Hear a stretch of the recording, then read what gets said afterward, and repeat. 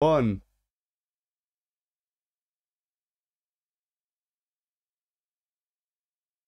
Shut your mouth loud. Episode 271. I just woke up, died probably 10 minutes ago. Yeah. Hey, Addy. I'm here. This would have gotten a lot better if we started the podcast at the count of 2 instead of the 1 like we usually do. Yes, truly. You gotta shake things up. I mean, the problem is if I start the recording while I'm counting, like even if I press the recording button right after I stop counting, the counting will be in the video. Oh. Yeah. So usually I actually start the recording on 4, but I see. But yeah.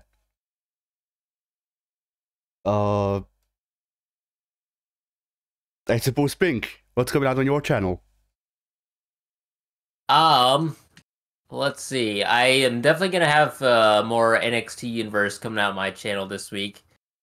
I think I've got more DLC showcase coming out this week, or they might already be all uploaded. I don't remember, but yeah, it's gonna be a lot of 2K23 content, and maybe some Dead by Daylight again if I get that edited down together again. But we'll see. I don't know. It's not a guarantee. Yeah. All right, then for my channels. Scripting hasn't advanced because I was sick for the entire week. Oh, same. Nice. I had a killer stomachache, and it's only now that I'm I had a killer stomachache at the start of the week, and it's only now that I'm getting around to the point where I can actually discern whether I'm hungry or have to go to the toilet, which is kind of telling, you know. Yeah, I was just like that, thankfully, just cold. Little congestion issues and some sore throats every now and again. But not really. I had a sore throat on like day 1, and then after that, no. It's just been the nasal issues. But yeah, like I didn't really feel like writing a script or doing much of anything really while I'm also in pain. So understandable. So I just didn't.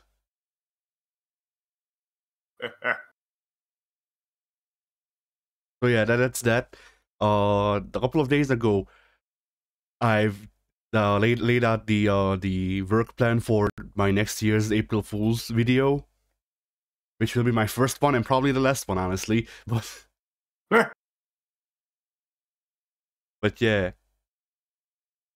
The two of you probably know what it is. Or well, the two of you would know, but you probably don't remember me telling you what it would be. Hey.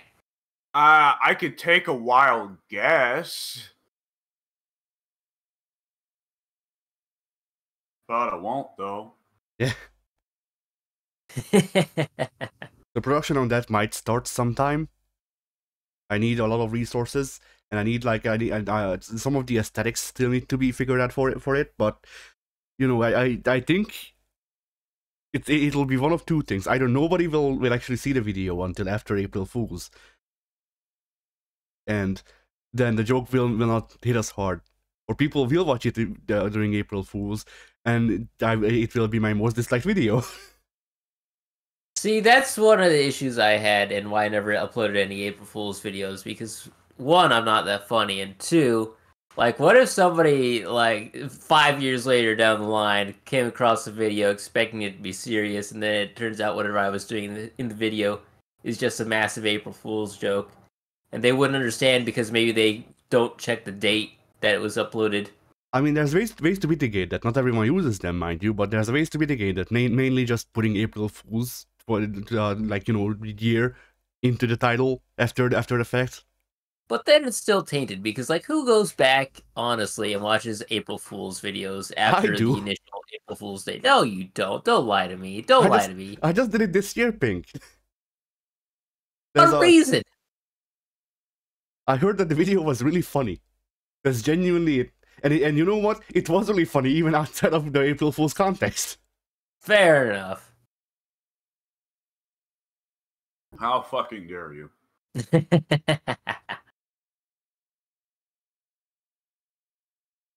But yeah. So that's it for my channels. No, wait, actually, I'm pretty sure that the One Dragon's Dogma clip is coming out this week on the second channel. So yeah, that's it. W. So, let's see. On my channel, I don't entirely have planned what I want to do. I definitely want to try and wrap up the Tau Gladius playthrough. Though I'm stuck in a position right now of you kind of want there to be a balance, right? Especially for my current skill level of I don't want the AI to fuck me. I don't want to get rushed and bumfucked like I did the last time I tried to record a Gladius Tau playthrough. At the same time, I prefer for the AI to step up and do fucking something. And right now, it's very much in the space of the AI is sitting on its pale white ass and letting me farm, which is a very relaxed, casual playthrough. But I have to admit, I'm kind of hoping the AI forces me to do something. Elsewise, I don't know. Maybe I should just build a bunch of the Tau's equivalent of the Ultra Mega Death Robots or whatever and just roll them over at that point. But at that point, why the fuck record it? Nonetheless, yeah, I'll probably try and wrap that up. I feel like I should be... This pattern I've been doing for, I don't know, a month or two now, which has just been to try and get recording weekly regularly. Of just get one recording in every week. I feel like I need to start doing more. So with Gladius in particular, I feel like I need to just start, sitting down and hammering out our recordings. And I should wrap up Tau, and I want to move on to either the Mechanicus or the Eldar, because I've not played the Eldar really, not yet. And the Mechanicus are just really cool and really fun and really weird. I also want to do something in Fire Pro. I'm not for certain about that, though. I want to talk to you guys about that in a little bit. And I'm halfway curious about playing something outside of the usual strategy game sphere, which I guess Fire Pro already would be. But I'm halfway curious about going back and playing the original Psychonauts. Because the original Psychonauts is a, great 3D platformer that I grew up with, and I love it. And I own Psychonauts 2, and I've never played it. And to my understanding, it's quite good. So I want to play through the original Psychonauts again before I see it. Yeah. Yeah. So those are all some solid plans for this week. Now, I want to hit this just real quick with you guys. I want to, we can think on it more. I just want to get it out there. With Fire Pro, we were really just popping in exhibition matches and then playing for a laugh before. And understandably so. And I think that probably if we play Fire Pro again, we should probably do a session again of just exhibition matches, just so you guys can get adjusted to the new roster, which is a lot more organized and all this, that, and another. But in terms of having content that mixes it up and gives us more of a justification to just keep going rather than just opening up exhibition match and hitting random select, right? Right. There is the Fire Promoter mode, which I don't know if we should just do a session, test it out, or if you guys would rather just stick to the randoms or just keep off from Fire Pro for a while. But if you guys want to check that out, we can do that. If you don't, I will do it on my own anyways. But Fire Promoter mode is pretty well, I guess, the closest thing Fire Pro has to Universe, but it's really a lot more like GM mode. Yeah. Yeah, either which way, you still are playing Fire Pro matches, but the objective is you have money, you start out with a little backyard indie federation, and you want to move up to being the big shit, right? Yeah. And you do it through, proper finance, getting the right contracts, signing the right wrestlers, putting on good matches, yada, yada, yada. Giving all your money to Dr. Death? Yes. So going bankrupt, payrolling Dr. Death as he does I'm going to be nothing. honest. I actually did a little short test playthrough. I've played Fire Promoter before a year ago when I first got the game, and I did pretty well. I did pretty fabulously, actually. And then I did another test playthrough earlier this week of Fire Promoter. And I went in with a different strategy. Because when you start Fire Promoter, you only have 6 wrestlers to start with. You can't make much of a card out of just 6 wrestlers. So where before I just kind of accepted that I had 6 wrestlers and I was only going to get 3 men on a card at any given time, and so I just spent a long time working gymnasiums. This time I was like, no, I'm going to hot shot it. I'm going to go straight for, big 7-match cards immediately by hiring a bunch of temporary mercenary workers. Because when you're a very small indie promotion, no one wants to sign contracts with you permanently. The only way you can get new wrestlers in is by signing mercenary workers. And I found out trying to rely on mercenary workers is a very bad idea. Because not only do they cost more to sign regularly rather than just getting them on a regular contract, they also, guess what? They're fucking mercenaries. So there is a very high chance that they will just go, you know what? I don't like this matchup you signed me up for, and they just no-show you.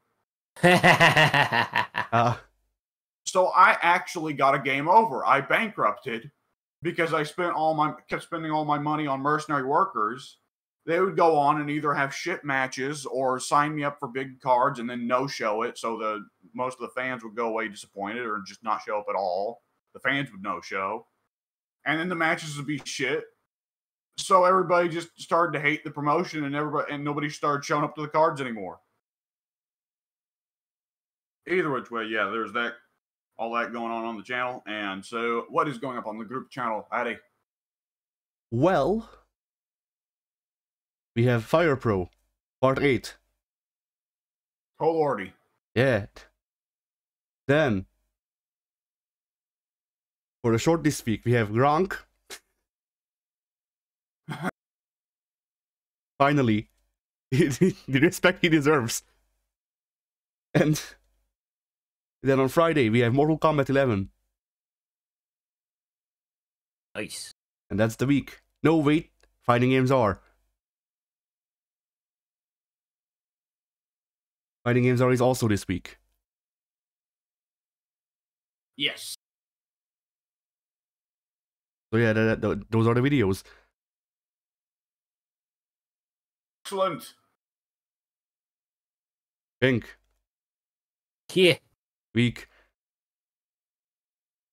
Well, this week was basically just me playing 2K23 because we had the patch rollout on Tuesday, I think, and then the DLC dropped on Wednesday.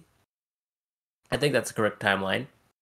And so Tuesday's drop, they had a lot of fixes that were updated, and specifically I want to say that the moveset glitch for rivalry matches in universe mode, that got fixed.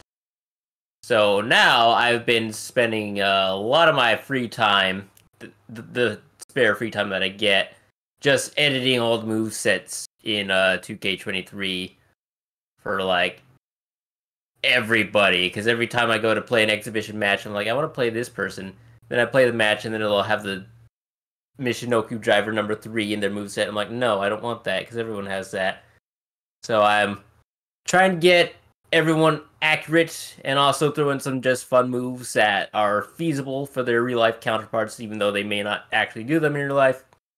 So that's where the bulk sum of my free time has gone to this week. I've also watched a little bit of House, as per the usual, because that's oftentimes on in the background every other day. Not watched any of the movies that I'm aware of. And last night specifically, I just played a lot of Dead by Daylight, and that wraps up my week. All right. Well then, let's see. Did I ever show y'all what became of that one Cursed Sonic, the most recent one? The drawing? Yeah. Wouldn't be like it not. I don't believe so. Okay, because I did actually I said that it might get posted for the viewers to see eventually, and it might. I'll put it in, I don't know, the mod area, so it won't even accidentally leak. Because oh no. But yeah, that's what became of it. I'm going through movesets right now, and I can't find the Moon Stomp. What's up with that? Did they get rid of that? It was too realistic. Oh dear God! I just saw the image.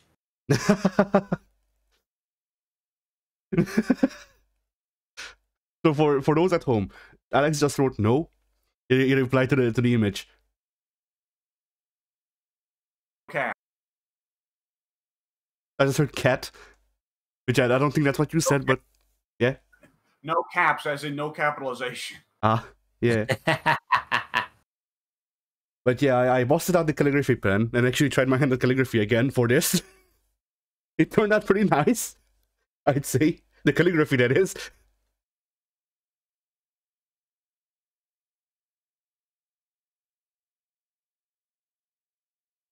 Three, except the only words I can make out are Halloween and have this monstrosity. Well, that's because the rest of it is Cthulhu talking Aurelia. Yeah. Oh, that's Happy Halloween. I thought Yeah. there were more words in between the Happy and the Halloween. Oh yeah, no, that's just a flare, I guess. I see. Although I did hide a letter key in the flare somewhere. Yeah. Because I thought it would be funny.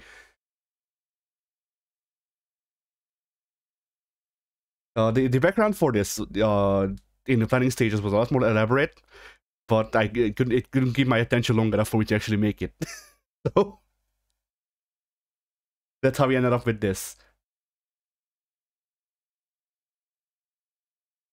I take it y'all are a fan. The two of you make up one fan. Oh yeah. I love it.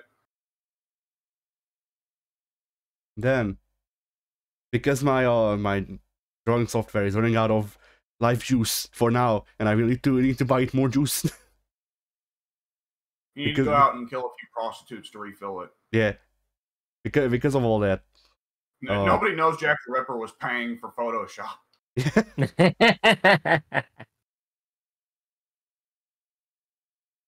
But yeah, so because of all that, I've been trying to just finishing whatever projects I have going on at the moment, which means that one of these days I'm gonna have to sit down and just make like thumbnails of all of our currently running series up to like episode 50 to make sure that it covers the time until I can actually buy the full version of the fucking software.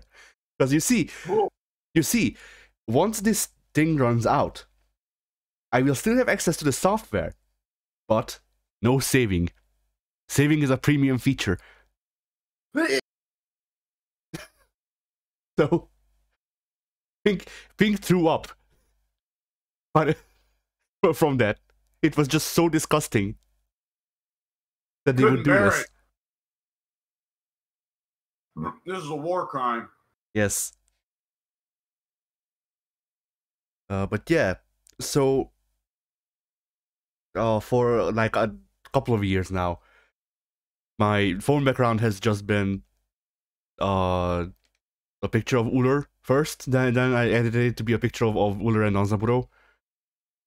But yes. I've been growing old, like it's been growing old. So I went, okay. Yeah, we don't play that game so much anymore. Yeah. I mean, that has been my phone background for a lot longer than we've been playing Smite. Honestly, like I made the thumbnail for the one video release where we played with Volcano, and I just cut out the Uller's part of that. That's a while in the past. Yeah, so I cut out the Uller's part from that thumbnail, and that was my phone background for a while. Then I edited it to also have it on the Muro. So that should tell you about how long I've had that background. Oh boy. Yeah, and so I figured, well, okay, so what characters could I put on the background now? And I don't really have like, you know, there's no real characters that I like that much I mean, that being said, Uller isn't that either. It's just the art looks really nice. But, you know, whatever. Either which way, I've been working on making a new background for myself, and this time instead of using official art of other characters, I am using what is technically, I guess, official art of my own characters. So official art of your OCs. yeah, Funny sentence. so I've made this of all of the designs I have, which is literally just my 2 OCs, me and my stand. Because I don't make OCs.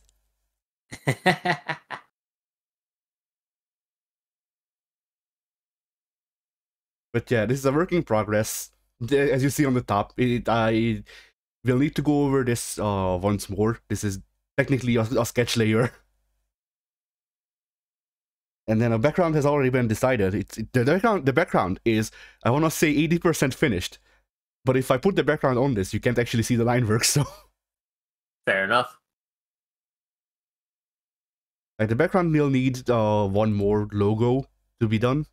And then, you know, as I said, I need to go over all of this again, do the shading and all that, and then it will be done, hopefully.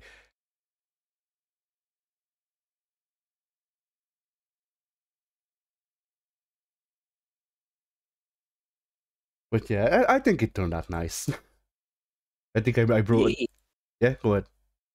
I would just agree. I was just saying an affirmative yes. Yep.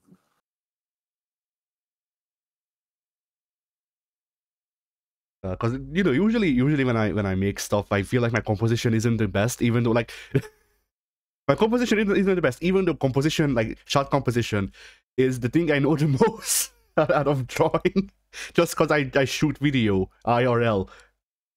So, but yeah. But I feel like this turned out pretty good. You can understand most of what's going on, maybe.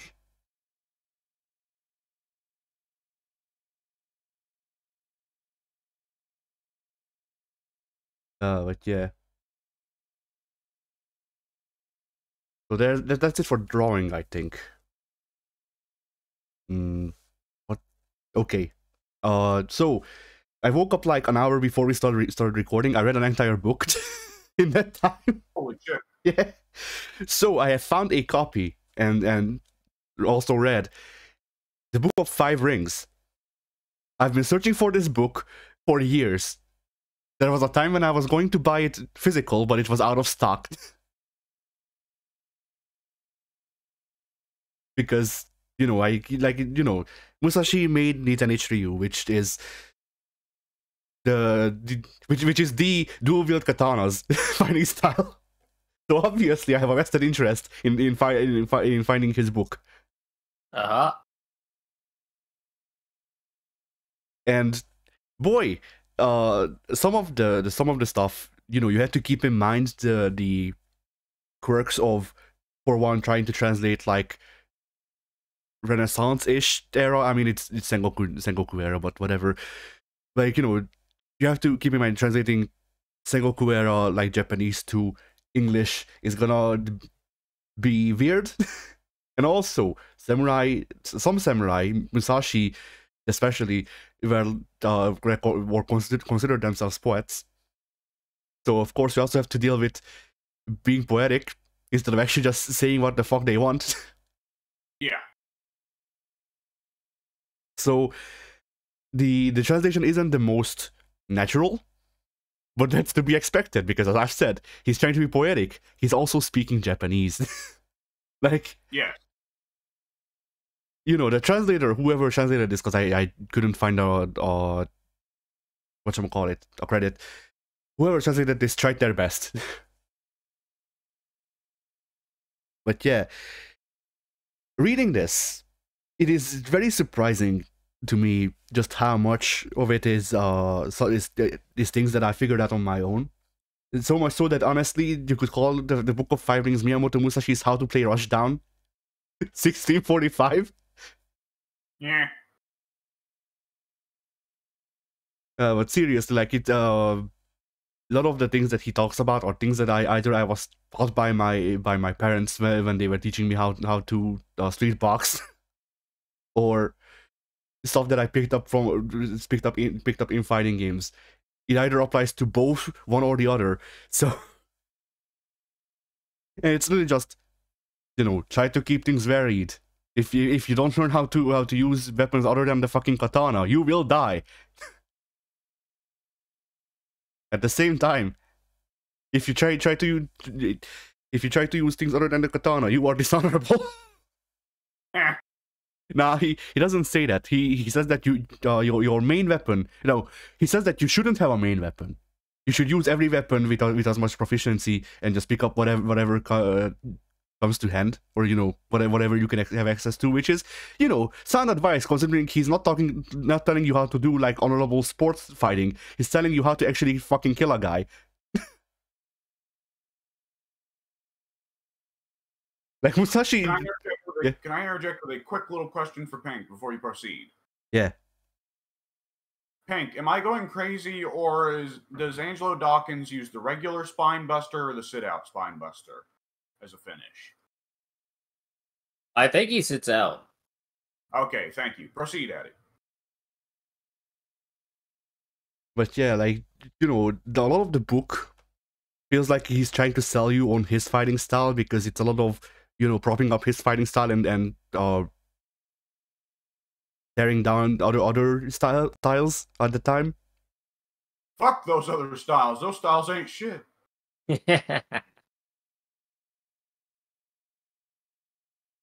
I mean, a lot of the book genuinely is just, other styles might teach you this, but that is not the true way. For the true way is my way. Actual quote. More or less. Them's bitches. Yeah. And it's like, a lot of the book stuff was very arrogant. And, improbable. Just the things that he says. Like, oh, if you take this idea, which by the way he doesn't talk about the idea, but if he says if you take this idea, then if you can beat one person, then you can beat 10 people. If you can beat 10 people, you can beat 100 people. If you can beat 100 people, you can beat 10,000 people alone. And like, dude, I don't. Makes sense. Yeah. Makes sense to me. Yeah. And it's one of those things where, like, it might have seemed that way to him, because he is still a guy who once beat like 15 people alone with an oar. So, well, he didn't beat them. He actually killed 15 people with an oar alone while they jumped him. So, maybe to him it seemed that way, but I don't think. Fucking PR. Yeah. Like, that story is funny, because, like, I actually fucked up his introduction, because every time I talk about Musashi, I have to introduce him with his true title, world-renowned child murderer Miyamoto Musashi, who killed a 14-year-old boy with an oar because he was the oldest man in his family. Fuck them kids. Yeah. and then he was jumped by the 15 people because he killed the boy, and then he proceeded to kill the 15 people with an oar.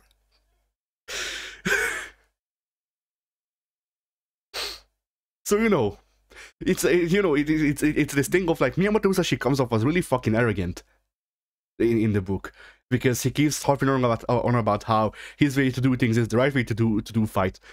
At the same time, he still kills people very efficiently with inefficient weapons. So it's like, it gives a real the worst person has a good points energy. The book does. Like, I don't want to agree with Musashi that his way is the true way, but fuck, he makes a good point. He did kill 15 people alone. When you kill 15 people with an oar, I think you've got valid arguments in your way being the best way.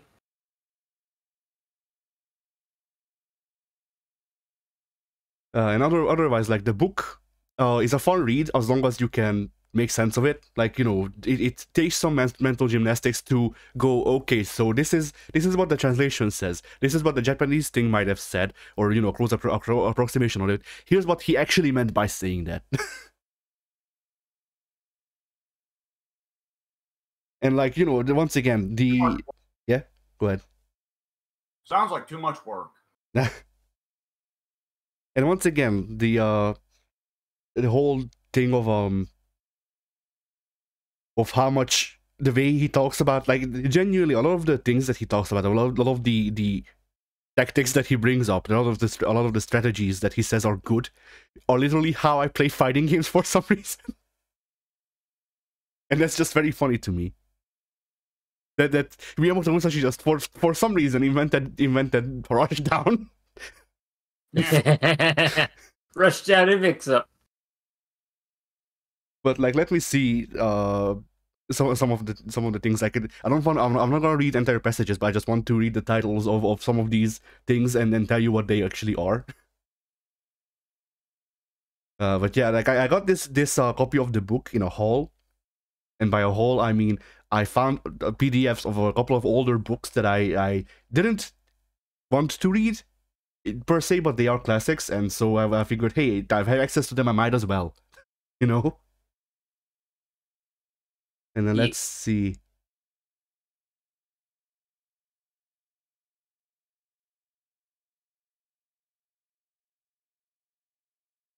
One of them was the strategy of the glue and lacquer, which the strategy of glue and lacquer is move your body with your enemy,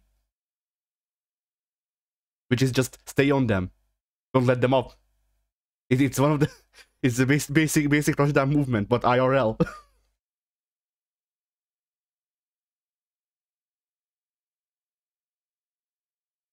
And then there was something like to hold down a pillow, which is blood pressure.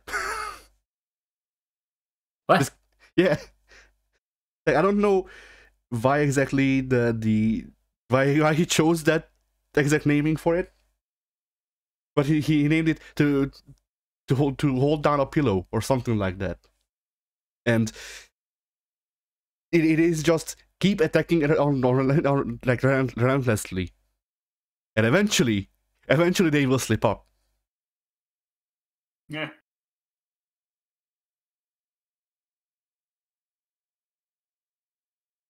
But yeah.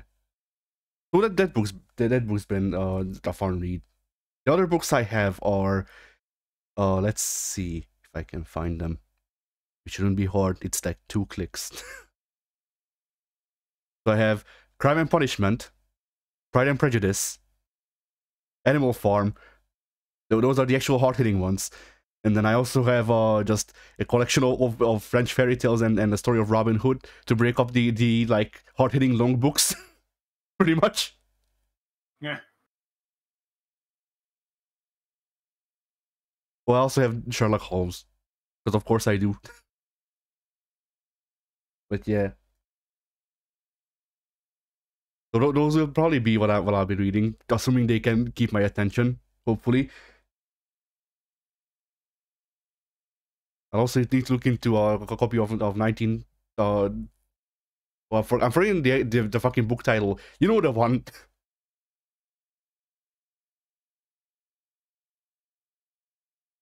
Oh. Is it 1984? No.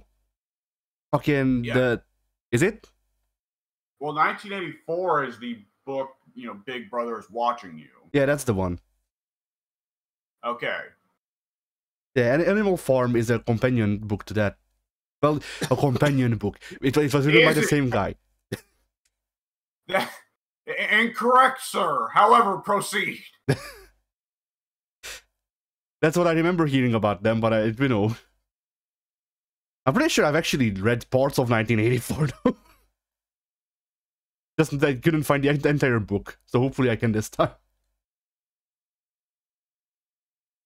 My understanding is, having never fully read either, is that 1984 is about a guy trying to make a life in a society where they are trying to crush all joy and pleasure whatsoever. And Animal Farm is more so about how revolutionaries tend to become tyrants, if not worse, than the tyrants they overthrew. The same, if not worse, as the tyrants they overthrew. In 1984, the parts that I read and the stuff that I've heard about it, it seems to suggest that it's about like, yeah. 1984. My understanding of 1984 is that it will not resonate with you very well. We'll see, because it seems a lot of it is about like, the surveillance state and all that, and propaganda. So. It is, but the way he gets out of it, the way he derives joy in such a joyless society, I don't think will resonate with you very. I mean, I know that the joy he gets out of society is just fuck, which. Yes, sex. Obviously that will be a lost point on me. I also know the ending of the book, so I am ready to be depressed.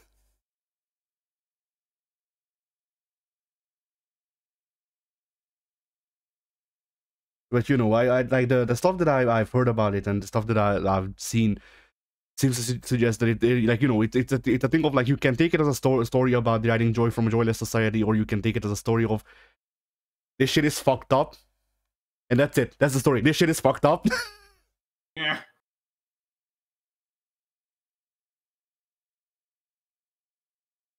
Because yeah, like it's one of those things where like the stuff that I've heard seems to suggest that the book doesn't really propose or fix to the problem. It's just, here's the problem. Yeah. Which is fine. Like, sometimes you have to do that. Sometimes you just have to point out the problem, and then hopefully someone else can come up with a solution. We just haven't. It's a warning story of saying, even in this society, they will try to take away the joy of even the most simple, base animal pleasures. Yeah. The idea is to crush your soul so that you don't rise up and deal with, the bureaucrats in this particular case, who will run everything for their pleasure and completely fail to follow up on what they once promised to do when they came to power. Yeah. Which is not at all realistic in today's society, of course. Well, I mean, Orwell was a guy who was in a weird position, to my understanding. I'm not an Orwell scholar. I don't understand Orwell that well. I think Soon and Ted are both big Orwell guys, so they could actually tell you really at length what there was to him as a person. Orwell was a person who did not really believe in capitalism. He believed socialism could work, but at the same time, he believed that communism, he believed that state socialism, I guess, well, not state socialism. He believed that, high government control, communism, socialism like that was a bigger threat than capitalism. Which is why, even though he lived in a capitalist society and did not like a capitalist society, he still put his writing focuses more towards satirizing and shitting on communism than capitalism. He's just like me, for real. Anyway, yeah.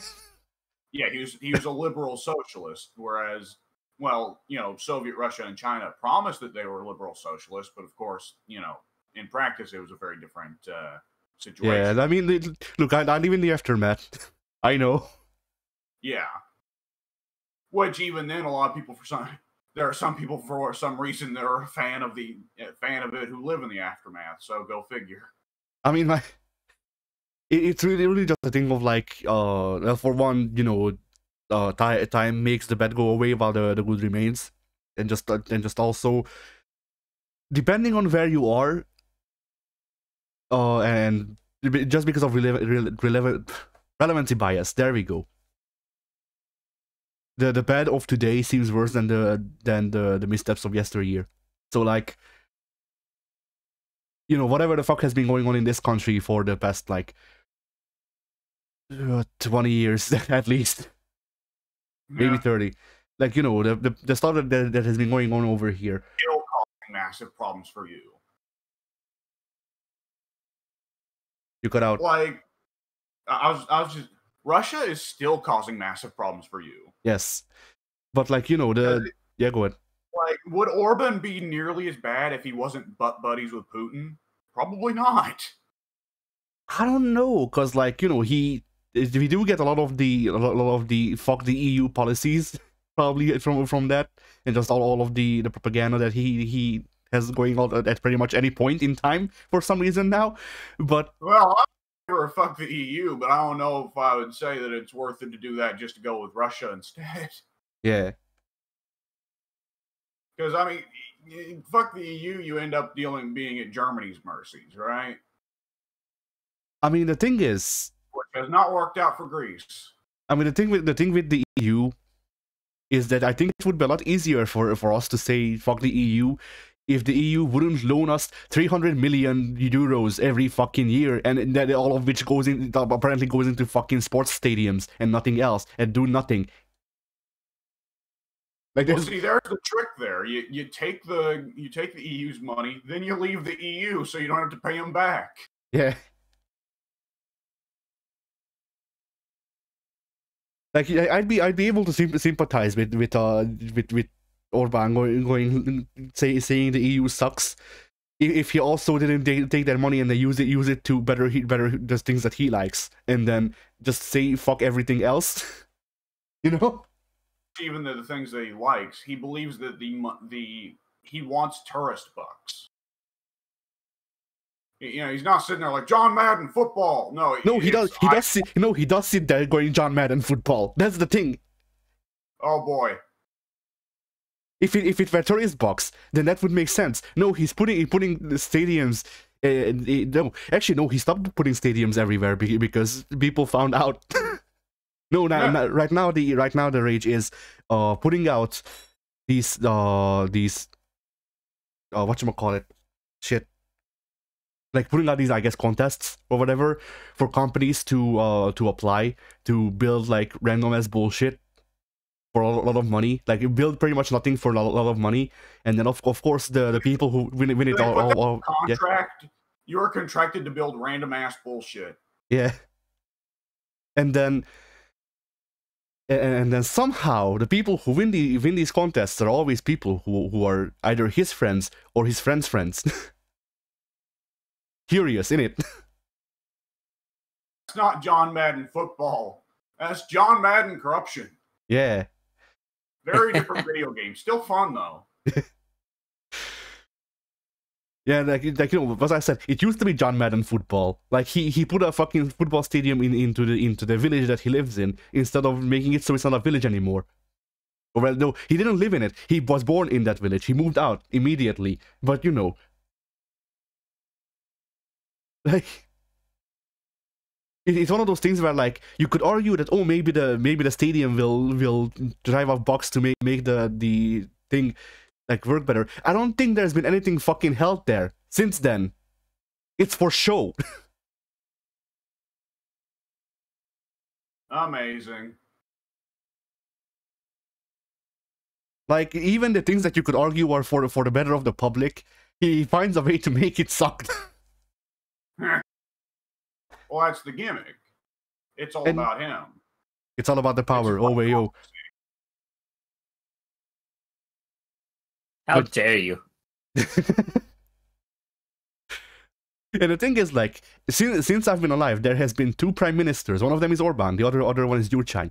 Gyurcsány is not any better. He's just the opposition, but he's pretty much the same. So, you know. That is the idea of kleptocracy. Yeah. It is not an office that you go to help. It is an office you go to get money for your side. And this rant is why I don't involve myself in local politics, because, like, as long as they don't literally ban leaving the country, I'm fine. and if they ban leaving the country, I am out of here. Like when if they announce the ban on leaving the country for no real reason, is when I just take my shit and leave. I just run.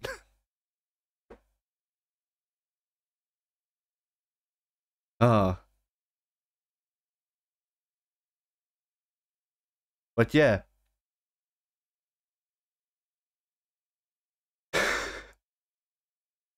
Anyway.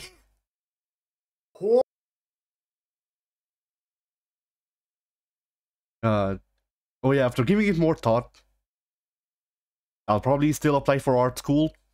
Literally because I have nothing better. Like I couldn't figure out anything better, so fuck it. I'll just get rejected. Yeah. Good enough. Like, you know, I'll just get rejected by art school and become a dictator and be hated and cursed like for millennia after I'm dead, or whatever it is you're supposed to do in art school. So, because at the time you had loads of money and loads of drugs. Addy, have you considered crystal meth? Not yet. But maybe. Bitch.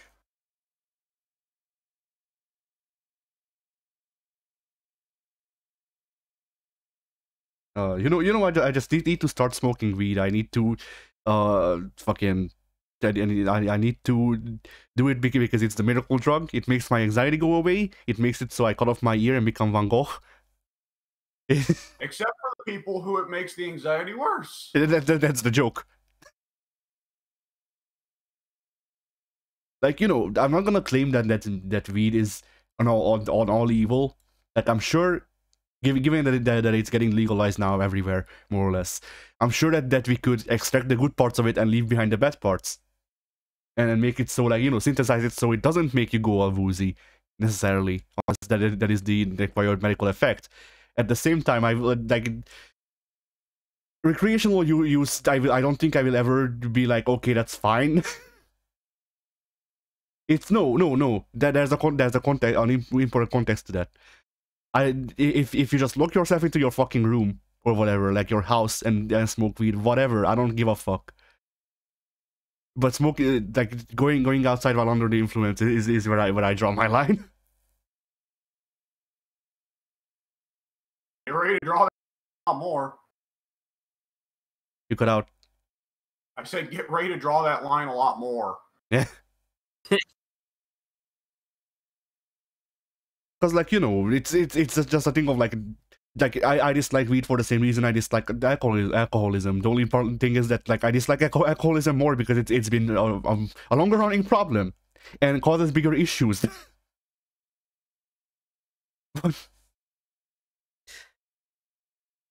But like, it's just a thing of like you're putting yourself above the above everyone else. You're being selfish in going, I need to, I can only have fun this way, which is probably not true. And just being a public nuisance, which of course not everyone who drinks or does weed is a public nuisance. Good on them. But generally, people who are drunk or smoke weed can be a public nuisance. People who drink more so.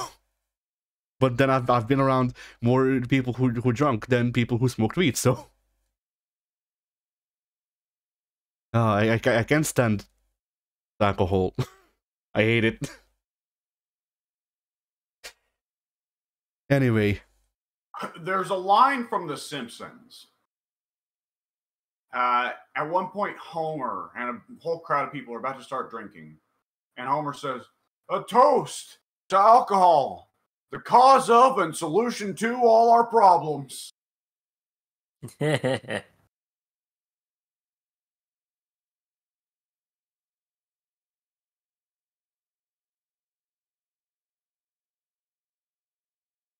Oof. I'm being attacked by the cat. Ah. Will win, I'm telling you now.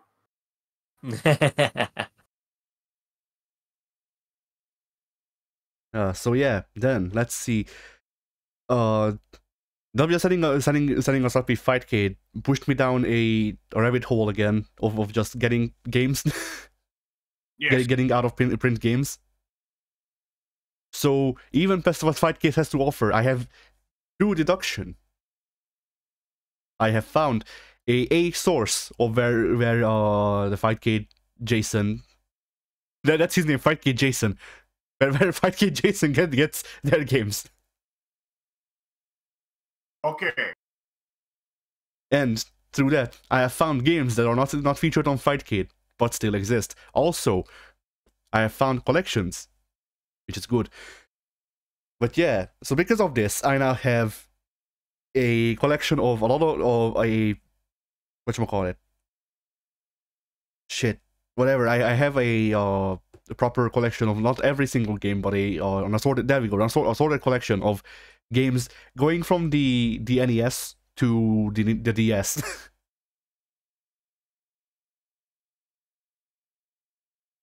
And then also just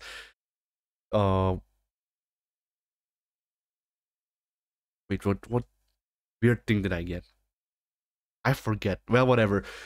Basically, I have a lot of games for us to record eventually, in one way or another, regardless of whether Fightcade gets compatible with them. Some of them, it would be better if Fightcade would be compatible with them, and some of them we might be able to brute force, but to work through Fightcade. But I will need to look into Fightcade's EULA to make sure that it's not breaking the rules.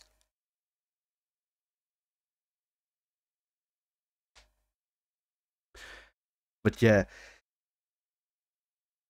because of this, Pink, years ago, do you remember when I said that I wanted us to record Hamtaro? Yes. I have all of the Hamtaro games now. Regardless of whichever one of us plays it, we have access to it. Excellent. Go to war. Yeah, hence War Hamtaro. 40K. War crimes. Hamster war crimes. Big war crimes, little hamsters. Oh. But yeah, like, have any of us even watched Hamtaro? I must have when I was a small child. I must have. I didn't, because... Yeah, I feel like I might be in that same boat where I probably at least saw a single episode at least once, maybe sometime in my lifetime, but I definitely don't remember it. I can remember seeing a Hamtaro toy being sold as like the special kids meal thing at Burger King, so it must have been on American TV around that time. Yeah, it was on American TV, but I'm... sometime around that time, I think, yeah. But yeah, it wasn't syndicated over here, so I haven't seen Hamtaro. I've watched someone play through the first couple of games, and I've been a fan since. Like, Yeah. it's a thing of like the games aren't anything. Well, okay, the games are very obviously like baby toddler games, but at the same time they're very charming. They're a good, like, you know, I don't actually want to put effort into this game. And also, like, what other game allows you to go around and piss on everyone that you meet? Postal. A copy of Postal 2. That's it. That's one game, and it's rated mature. This game is E for everyone. It's for everyone. Yeah.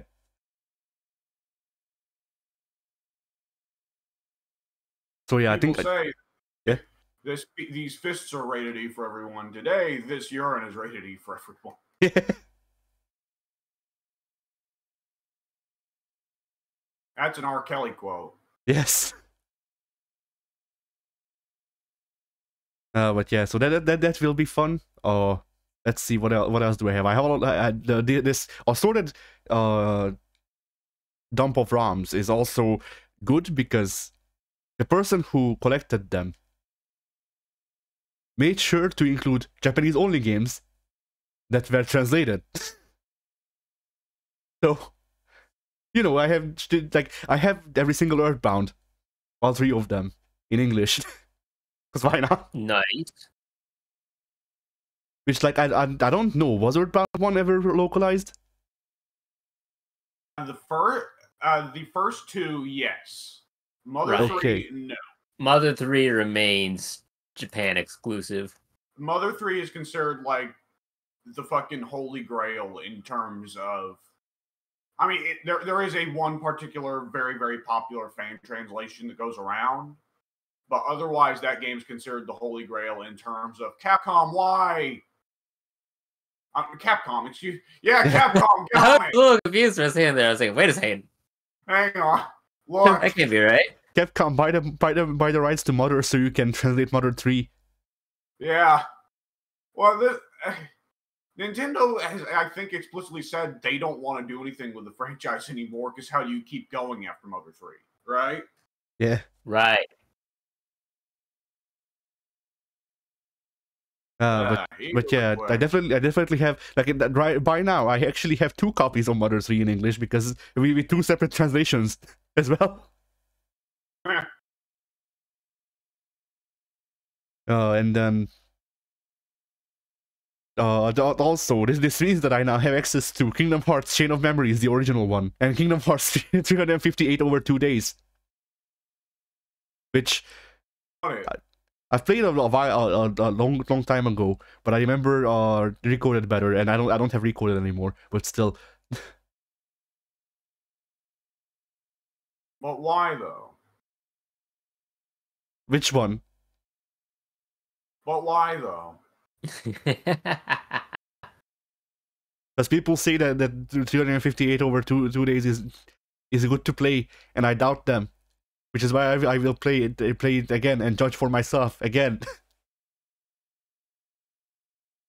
But why though?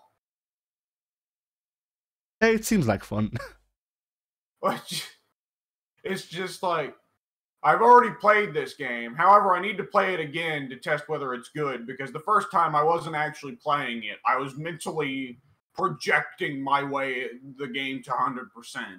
And that's the thing, though. Like back when I first played it, I didn't play through the game. I played it for like an hour, and then went okay. Like I did the because I played it without context, because it was one of the first like 2 or 3 Kingdom Hearts games that I actually played technically. Is it 8 million games included in the packages now? It was turned into a movie. You don't actually get gameplay, you just get like text scrolls of what happened in the game. Right, because the game almost certainly was built around the 2-screen setup, because it was a DS game. Yes.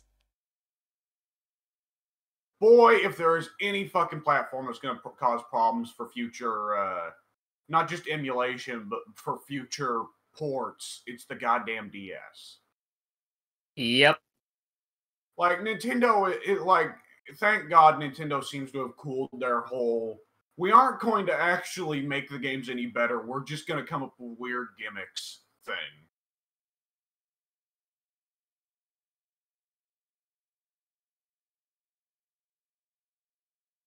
Hey, Pink, does Axiom actually have a name for his weird jumping super kick finish, or is it just a jumping super kick?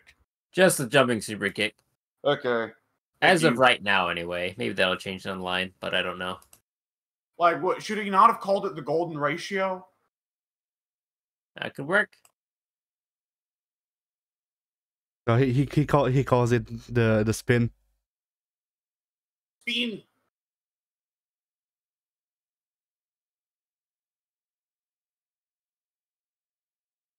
But yeah, so you know, I'll actually try to play through it this time.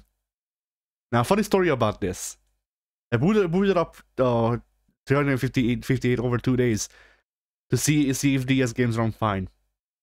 They seem to run fine on my PC. Good. All right, I'm like, okay, I'll check out the gameplay. Then I remember, oh yeah, Kingdom Hearts Q cutscene that goes on for 30 minutes. I didn't sit around for the entire cutscene. Things to be this way. So I go, okay, I'm gonna put up Chain of Memories because that's on the GBA. That won't have a 30-minute cutscene because you know it doesn't have the capability to have a 30-minute cutscene. I don't think, unless you know it's gonna be like in game and just have speech boxes which I can press through too quickly. I put the game up, press start, actual 3D fucking cutscene. Nomura fucking did it. 30-minute 3D cutscene on the GBA. Fuck you. Incredible. Like I thought when I played through Rechain of Memories or whatever, like when I played the 1 hour of Rechain of Memories that I could stomach, I saw the cutscene and went, okay, well, obviously they made these for this version of the game. I don't know why they would put that much budget into making these cutscenes for this fucking GBA game, but whatever. I guess they felt it right. You But obviously, thought you were safe from the cutscenes, but Yeah. no. but like I was. Have you seen the "Who am I going to eat ice cream" cutscene with? Who am I going to eat ice cream with cutscene before? Definitely, but go on. Is it? Oh, I was just saying, like, that's an example of a famous cutscene from that game. Chain of Memories or 358? 358. Yeah. I mean, the stuff with like 358 having cutscenes didn't surprise me. What surprised me was the low quality of them, but still. Like, you know, actually having access to the originals of these makes you appreciate just how much they actually went through the effort of using like later models and stuff like that, and remaking the cutscenes instead of just putting them in. Yeah. Well, alternatively, they might still have the files, but I don't think so. Like, it doesn't strike me as a like late 90s, early 2000s Japanese developer thing to do, to just hold on to the cutscenes. Wait. For 358 days? Well, for either of these, because like Chain of Memories, they also have the same cutscenes that are in actual Chain of Memories on the GBA, and you know the original Kingdom Hearts, they famously did delete the files and it had to be remade from scratch for the remasters. But no, after that, it probably would have became more common custom to keep the files, especially because Kingdom Hearts 1 Final Mix came out pretty fucking quick after Kingdom Hearts 1. So by that point, I think they'd been clued in, wait, we can sell this game again. Don't dump the files. Yeah.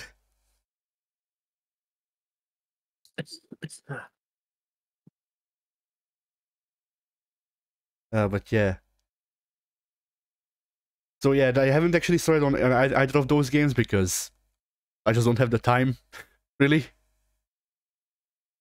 I'll get around to it eventually, which is to say that like 30 years from now, and no, genuinely, it means that like 5 years from now, I'm gonna look at the list and go, oh yeah, I need to play that game, and then I will wait another 5 years, and then repeat. Then I also played, as a part of the this collection, Digimon Rumble Spirits. I think it's what it's called. I forget, or Digimon Fighting Spirits, whatever. It's a platform fighter on the GBA, and that it's about as involved as that makes it sound. You have 2 buttons: jump and attack.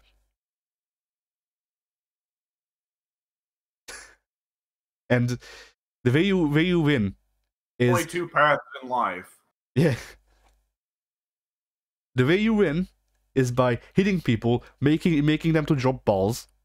You pick up the balls, and after a time limit, the game adds together how many balls you have, and whoever has more balls wins. That's the game. Fair enough, I'm sold. I'm surprised the game has a sequel, and I don't know why.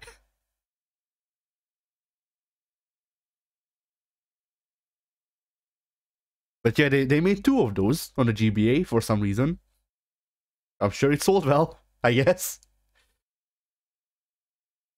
Be sure.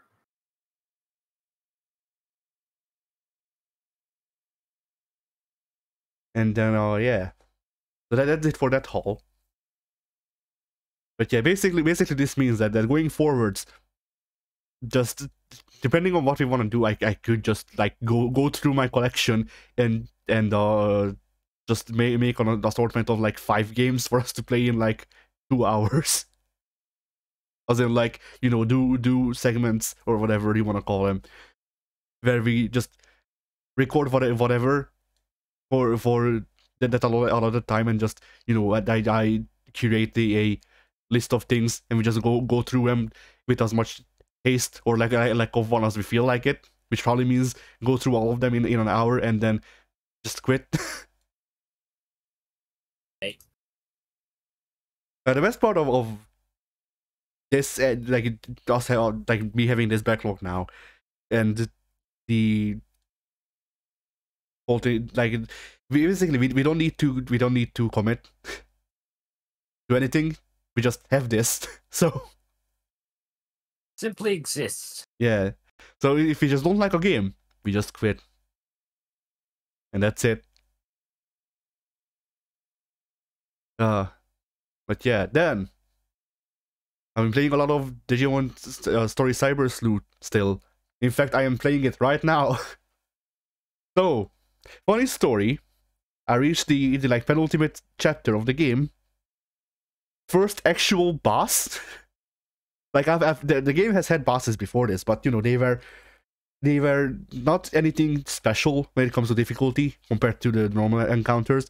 This boss is an actual skill check, as in, are your Digimon high level enough and high enough quality to actually beat this? And the answer for me was no. When I reached him, I was 42 hours into the game. I'm going to save now and tell you exactly how long I am into the game and why. So once again, when I was when I got to the penultimate chapter's boss, I was 42 hours into the game. I am now 85 hours into the game.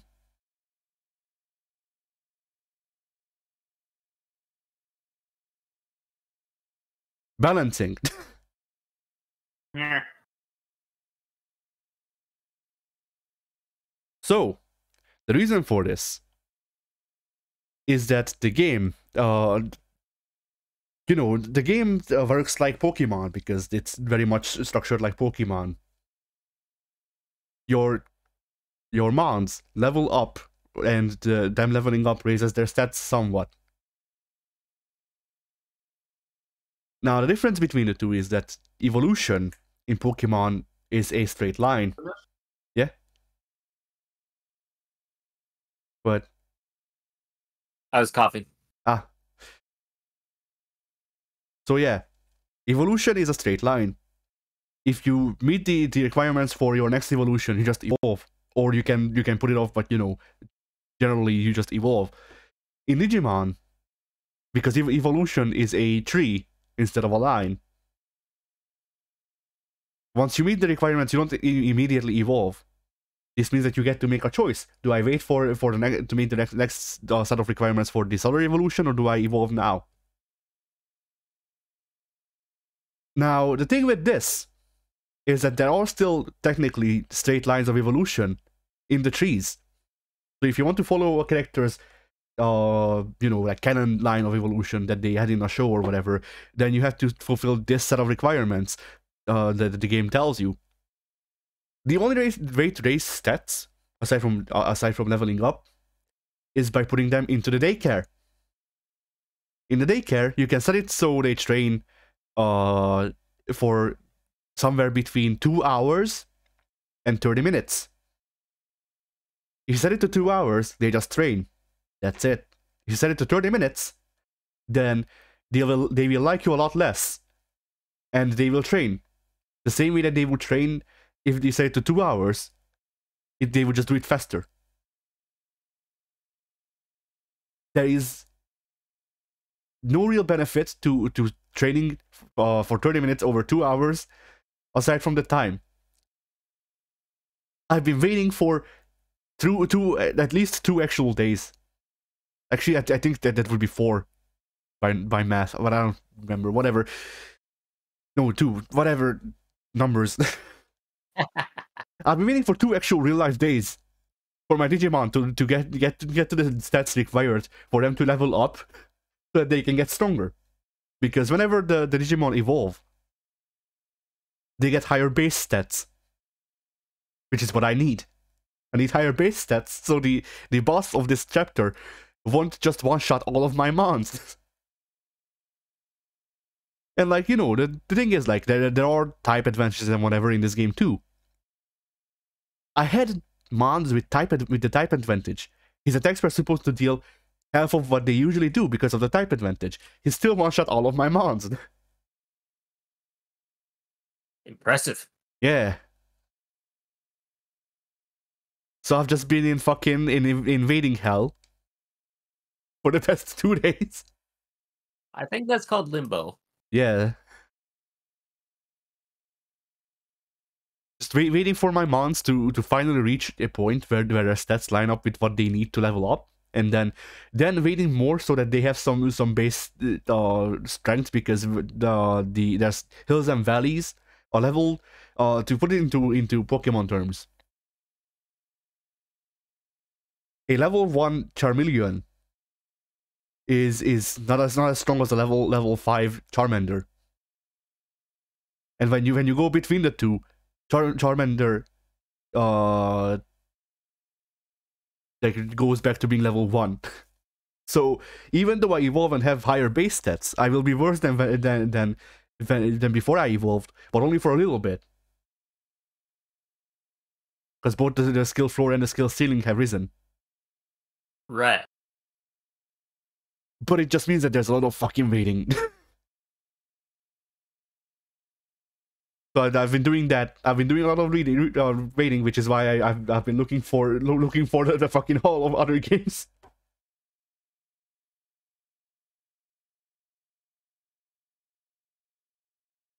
And I've been like, I've been watching stuff on the side. I've been playing other games on the side, just waiting for things to actually progress, and it's minuscule, the progress. Like, boy. You can't even, like, it's one of those things where I can't even go like, oh, I haven't used this feature for most of the game, and that's why I need to, that's why I'm being punished. No, I've been using this game for all of the game. I've always been having Digimon Train on the side. So this is, like, unless I somehow fuck things up royally in the background, this is intended. I'm supposed to wait here for 2 actual real-life days. Sound fun? Yeah. So yeah, this is like this has been a problem. But otherwise, the game story-wise, the game surprised me because on multiple fronts. Because it's a game that came out in like 2013 originally, and I actually don't know when it came out originally, but it was like 2013 or 2015, I think. It's also Japanese developed, so I don't expect the most the most progressive like characterization for certain types of characters, because that's just how things are in Japan. And I was surprised to see that what is for all intents and purposes technically the closest thing we have to a romantic interest is the gay one. To the point where that's a part of the story. And spoilers, I guess, for Digimon Story Cyber Sleuth Hacker's Memory. But a part of the story is that the romantic interest has a heel turn, and turns out to be one of the bad guys for a bit. Because your character is too dense, pretty much. Which is which feels like a classic move, but usually not applied to gay romance, or at least I don't see it because I don't go out of my way to read fucking boys love. maybe it's a thing in there, but I don't know. Either which way. Yeah, I thought that they worked well on that. Also, similarly, one of the main characters from the main game, who is also a main proponent in this story, and their second in command also turned out to be girlfriends, more or less, which was nice. Like it's once again, I didn't expect this, so I was surprised to have it, even though it's not really like they're not really doing anything with it. But I'm just surprised it exists. Yeah.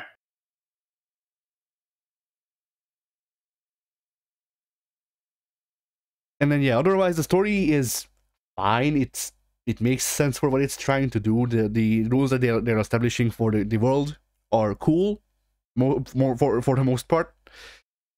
The problem with some of these rules though is that like every single series will have its own set of rules for how the digital world exists or whatever. So it's one of those things where like, oh, all right, so this is how things work in this universe. I don't have to actually really pay attention to this because it doesn't matter. Yeah. Another thing, I guess, that this game made me realize is that I prefer the games where they tell a story, or the games. I prefer the media where they tell a story of the digital stuff invading the real world, or something similar where it's we're more in the real world than the digital world, because as I've said last week, I think I have been watching through the original series, and in there they've been in the digital world for all of the parts that I've seen so far, and it just it has some neat visuals, it has neat ideas, but a lot of times, like, a lot of the most neat stuff is just, here's real world thing in digital world. That's not supposed to be there. How does it work? Oh, it doesn't, because it's not real. And like, it's just that I like it better when the monsters are kind of like, I like it better when they tell a fish out of water story with the monsters, rather than just whatever they're monsters. Similarly, one of my problems with both this game and that series, the first adventure series, is that a lot of the times, like, you can see with the series, at least, you can see that it was the early growing pains, and they really wanted to be not Pokemon. Yeah. which as I've ranted about previously, I'm pretty sure. I think that's one of the weaknesses of the IP rather than a strength. But what do I know? I guess either which way, I just prefer when the monsters actually have character. Like, I like it better when they're portrayed as people, as actual thinking beings that they're supposed to be, considering their programs, and not actual monsters generally. But both the series and this game has a tendency to just be like, oh no, they're monsters, except when we need them to be like speaking an NPC. Otherwise, they're just whatever, their fodder. And to me, that's kind of downplaying one of the strengths of the IP, which is that it's less that you're killing, it's less that you're hunting game, and more like you're killing people. Okay. Delightful. Yeah.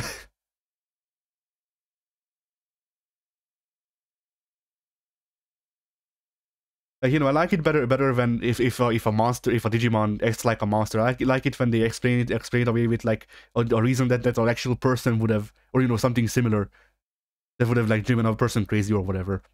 You can do things to still make them seem like monsters, while also still retaining a bit of their humanity, and us once again working to the strength of the IP, in my opinion.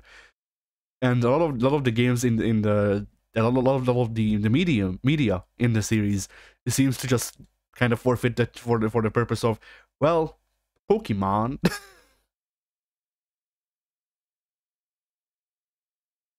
Thing. Popsicles. Yeah.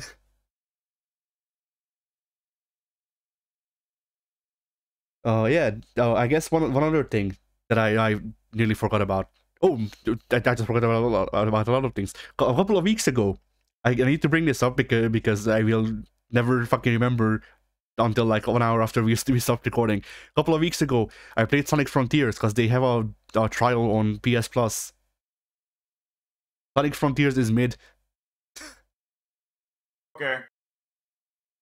Like, it is like you heard. It is very eh. Did I hear things about Sonic Frontiers? I mean, if you've heard about things about Sonic Frontiers, generally what you would have heard is it's okay. Which, yeah. I heard from a lot of people who liked it. I mean, a lot of people. Yeah, go ahead. It really seems like you disagree with public opinion on which are the good and which are the bad Sonic games. Addy, what Sonic games do you think are good? Come to think of it, I don't. Why are you so obsessed with them then? Cooler Mario. I don't know. A bald-faced lie right there.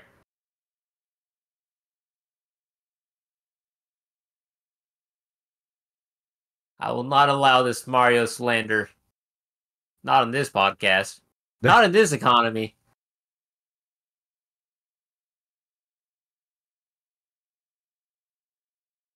Like Sonic is a thing where you will disagree with this, but meet me on this. But I honestly probably like the supporting cast better than I do Sonic, because Sonic's kind of just Sonic, and the games are generally very flawed in one way or the other. I went back and played Sonic 3 and Knuckles, and the weight feels off to me. Might just be the way I fucking got it to work. Maybe I need to look into alternate means to play it again. But you know, it just felt like I was playing on a lag, and that doesn't feel nice.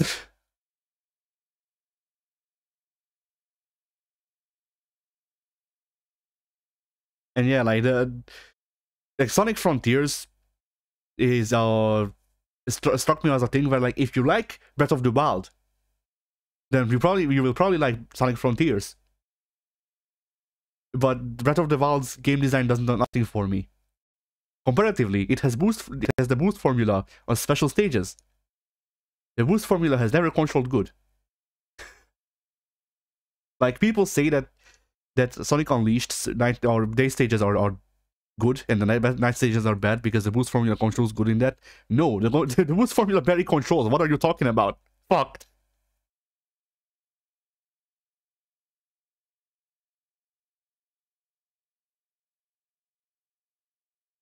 Like, honestly, my favorite Sonic game is probably genuinely the night stages in Unleashed, just because it's not Sonic. It's not even a particularly like good beat 'em up. Sonic not the gameplay at all. You want Sonic to be a different game.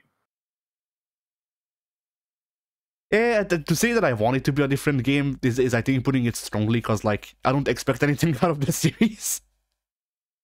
But like to me, yeah.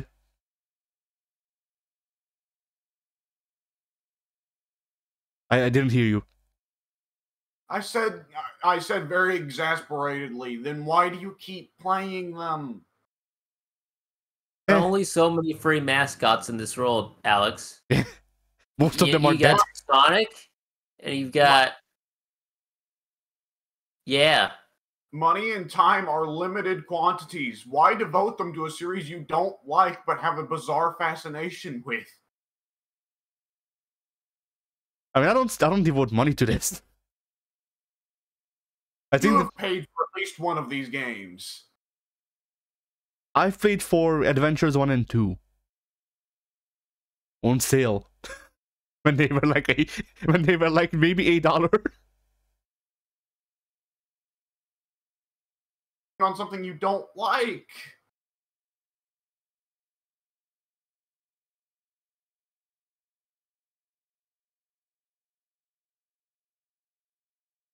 I don't know. I mean, spending money on the things that I don't like, or like, you know, how do I put this? Like, it's something you don't like for some reason, and I can't figure it out. Yeah. Like, once again, it circles back around to the like, I have this thing where even though like I look at something and I go, that's not for me, I wouldn't like it, or whatever. Like, no. Well, generally the actual thing that I do is I look at the thing and I go, that's bad, that looks bad. And then I filter that down to that doesn't look like it is for me, because everyone else gets to say that thing is bad when it doesn't look like a thing for them, except for me for some fucking reason. But I digress.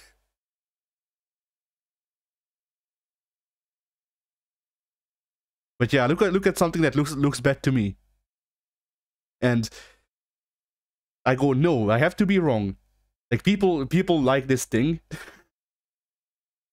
So obviously there has to, like, I have to be wrong somehow, and sometime that pushes me to you know, like, sometimes that pushes me to interact with it until I either until either I get it and I like the thing somewhat at least, or I get it and I understand what makes people like the thing, but I don't agree with them necessarily. Like, for example, with Zelda, I played pretty much every Zelda game that I had access to, which means anything that's under GameCube.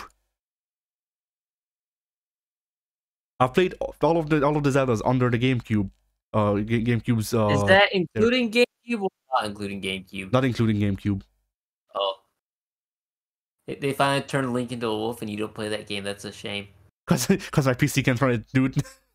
If I found a GameCube or Wii or my PC could figure out a way to run Twilight Princess, I would play it just because out of all of the fucking Zeldas, Grimdark Zelda seems like gothic Grimdark Zelda seems like the one with the aesthetic that's up my alley. Absolutely. But yeah. And the thing with the Zelda series is that, like, I played, as I said, like pretty much all of them, except maybe Four Swords, I forget.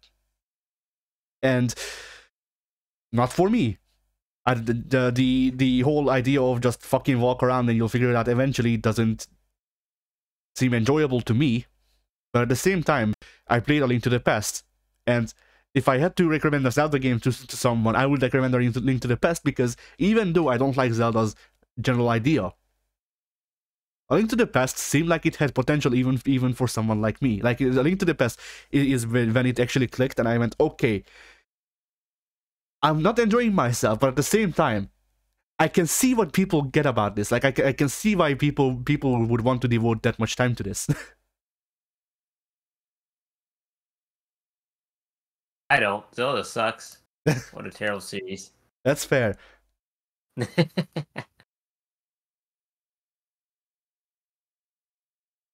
It also doesn't hurt, like, with some of these things, I feel sort of forced into interacting with them just because of the amount of people just fucking harping on about how fucking earth-shatteringly great they are and stuff like that, just because of like the discourse I see online, the people I watch and whatever. Like, there's 4 separate people that I watch who do Zelda randomizers.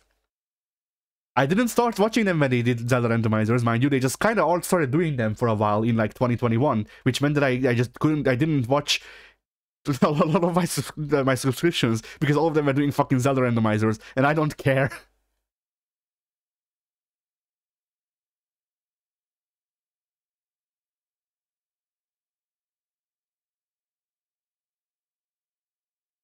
I mean, no one's sitting over your shoulder watching you play games and going, how come you haven't played the latest Zelda?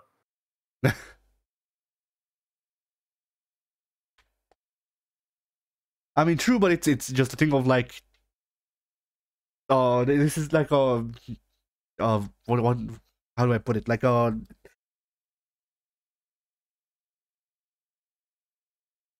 when I got into making the reviews,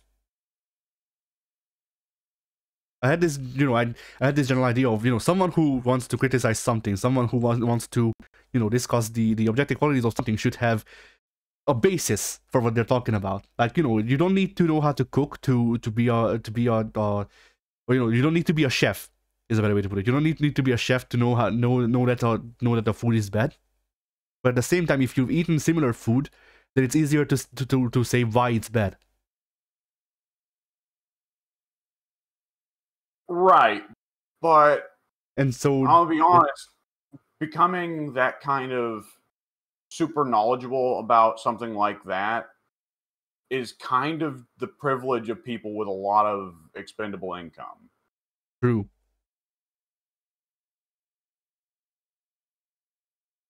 But yeah, so when I, like, it's a thing of like, there are big cultural milestones for game design and stuff like that people harp on about even now, that I didn't have access to, and or whatever. And if I have a chance, I will generally try to give it a chance, because people saw something in this.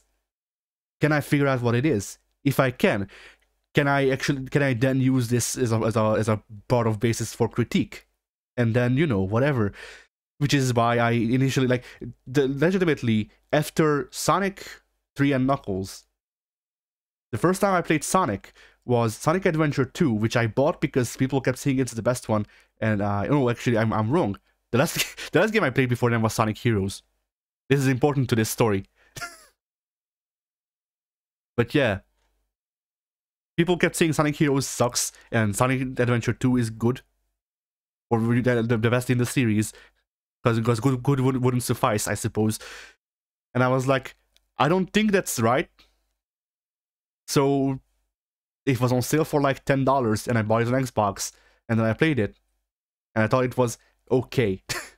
It was good for its time, but not anything like, you know, it's aged, which I think is a fair assessment overall. Yeah. And like after that, my thing with Sonic has just become, okay, so how did they how did they change on this? Like how did they adapt on this? And the answer is Sonic 06, and then the Great Reset. Yeah. So it's sort of a like a game design curio for me, of like Sonic went from being very regarded as an enemy of Mario, where like I feel like the controls let it down, but once again, my most recent experience with 3 and Knuckles wasn't the best. And I will probably look into another way to see if it's actually just Sonic 3 and Knuckles or just the way I got to play it. But yeah, like it went from that to the adventure gameplay, or well, no, it went to early 3D, where we don't talk about the early 3D Sonic games. then it went into adventure, which was well regarded but heavily aged, which I still have to play Adventure 1, and that's generally the consensus has shifted. So Sonic Adventure 2 is good, but Sonic Adventure 1 is better, which, like, you know, gotta love zeitgeist in general. But yeah, so that, and then, you know, after that it went on to like the Wii era stuff, or well, it went on to Sonic 06 and the Wii era stuff, which was different than Sonic 06, where Sonic 06 stayed the course, and then Princess Elise kissed Sonic's corpse, committing not just necrophilia but also bestiality. Sorry, cat. I'm sorry you had to hear that. Sorry you had to listen to this podcast. Yeah. Small kitten. I did not imagine this is how your day would go. And then that caused the whole shift into the boost formula, which the boost formula stinks. What is boost? Boost is the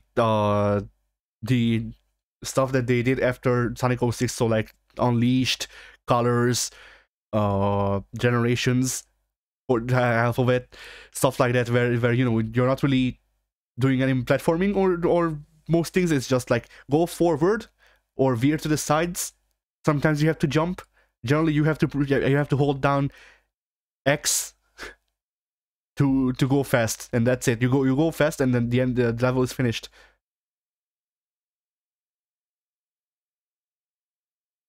Isn't that all the Sonic games? No. In Sonic 1, first you eat shit for 30 hours, and then once you've memorized the level, every level, tile by tile, then you can go fast. Okay, you're not wrong there. And then the new formula is Breath of the Wild.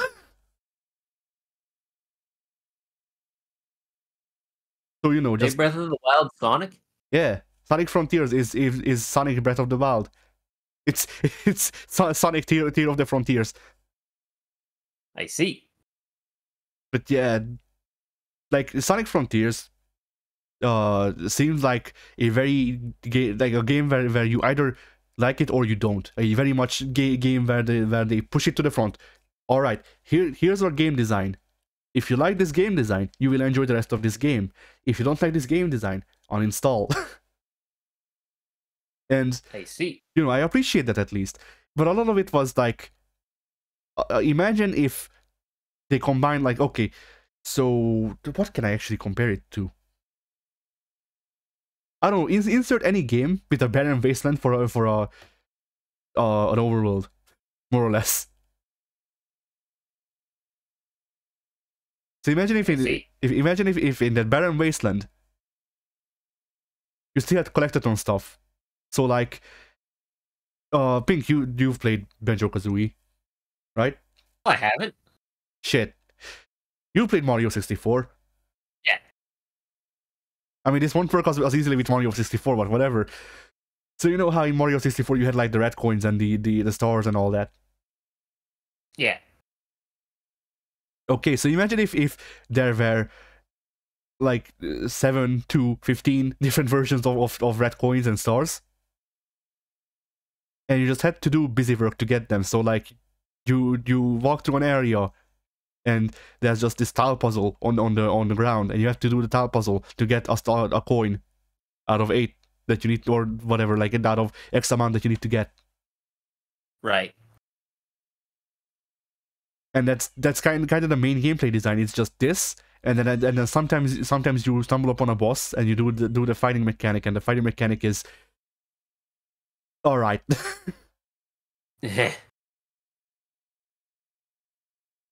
Like a lot of things in Sonic Frontiers, as people have said, seem like a good base for something. Not necessarily something that I would enjoy personally, but you know, it seems like a good base for something, but it feels understated. Is the best way I could put it. Like, you know, they have ideas for things to do. They try to expand on these ideas for things to do, but at the same time,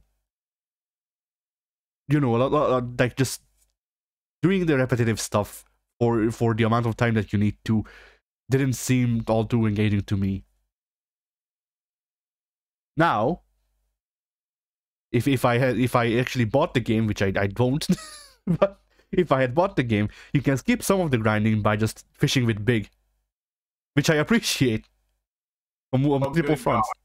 Yeah, but you know, just but that's also like that's still not fixing the design of the game being repetitive. It's just skip game with Big.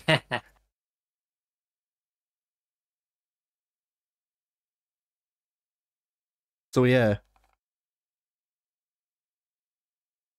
And then similarly, I've heard a lot of people talk big game about Pocky and Rocky, which is an SNES shoot 'em up, and how it's really good. And you know what? I agree. I played the first 2 levels. The levels, like, it's a top-down shooter, which I'm not really a fan of top-down shooters overall. But, you know, I can make exceptions. I liked Assault Android Cactus, which is a modern top-down shooter. Well, modern-ish top-down shooter. And that was fine. But it's also a twin-stick shooter, and this game came out before sticks were invented, let alone twin sticks. Oh. Yeah. I mean, think, once again, SNES. D-pad and face buttons only. Yeah. Yeah, the movement leaves things to be desired, as you would imagine, because of this. But they did things. They did a lot of things that they could. Like, for example, movement might be a bit stilted because, once again, D-pad. You have a slide button, so you can slide out of the way. It's nice. I mean, it's not the best, but you know, if you can get used to it, it seems like it would be a lot of use.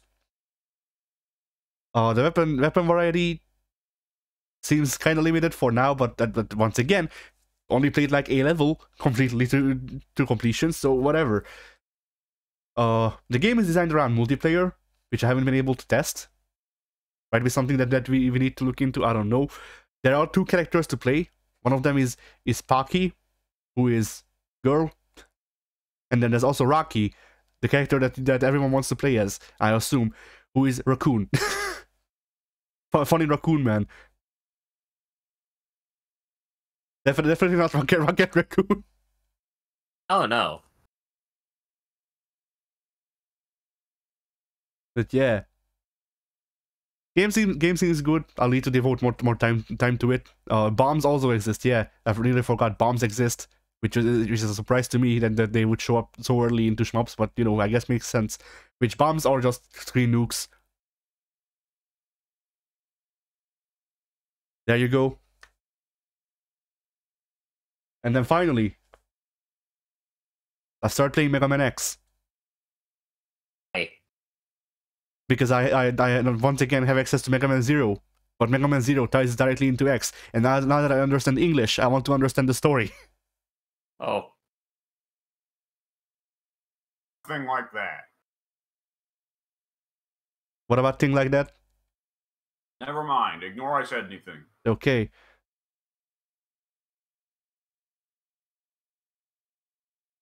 So yeah, I've beaten 2 bosses. Both of the times, the Mega Buster was better than whatever the fuck I had from the other bosses, so that's cool. I don't know what to say. It's Mega Man X. Wish I had the mobility from Gunvolt, but you know, that's expecting a bit too much.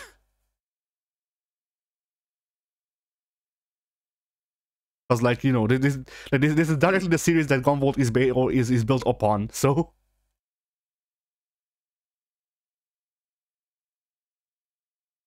Oh, yeah. I guess that's it. W.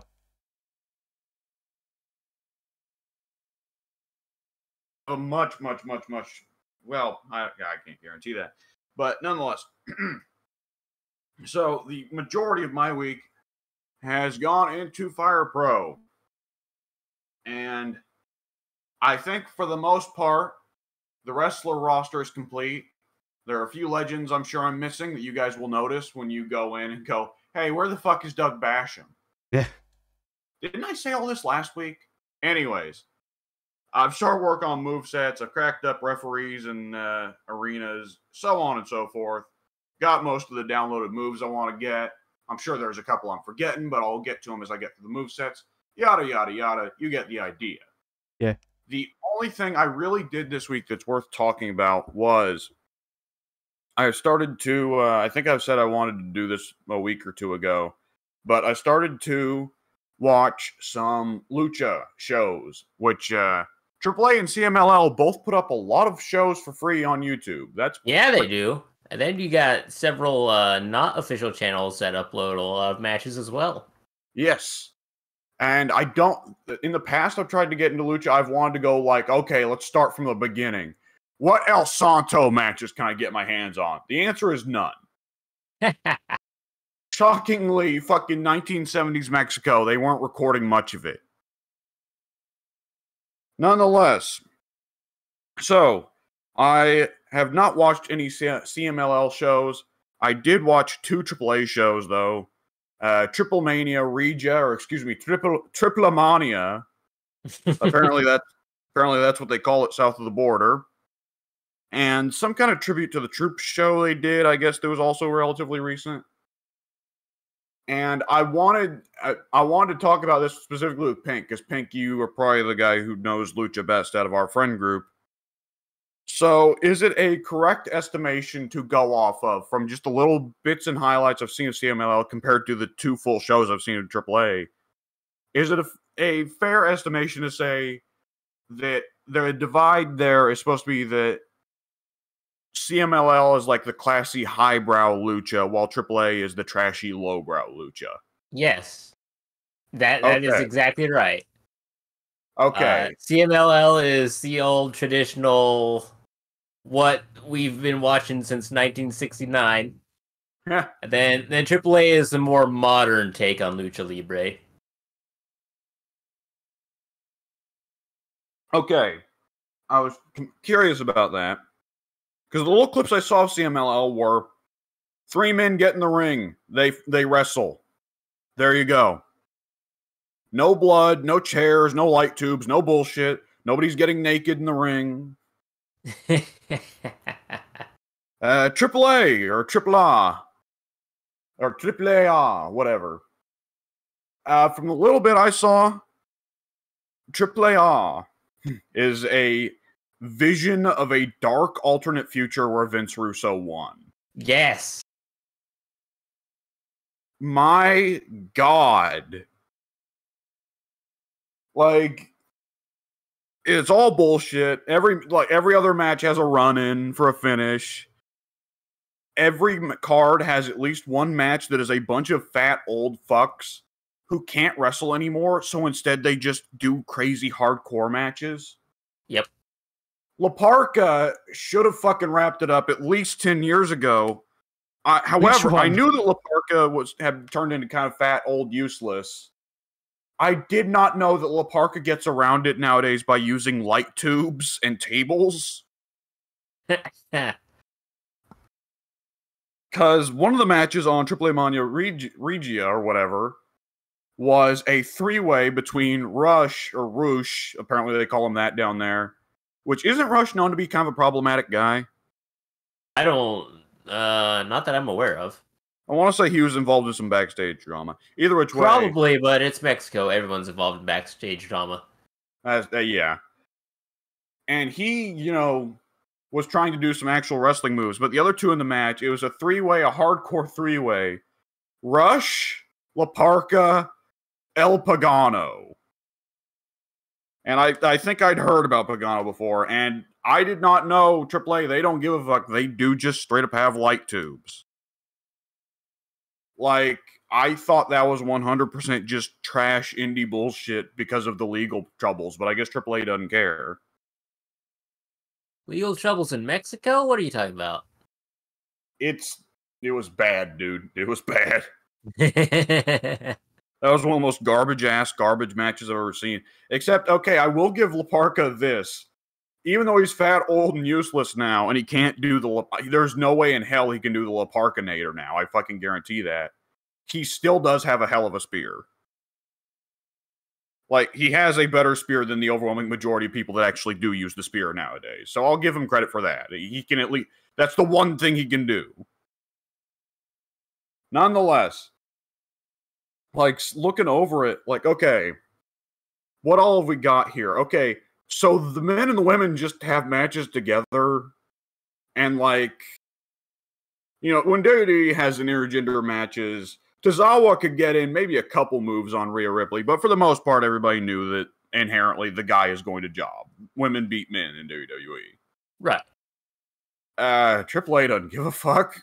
No. No, they will just have... They will have three guys gang up on right? Three guys just gang up on and beat the fuck out of a woman who is half their size. Uh-huh.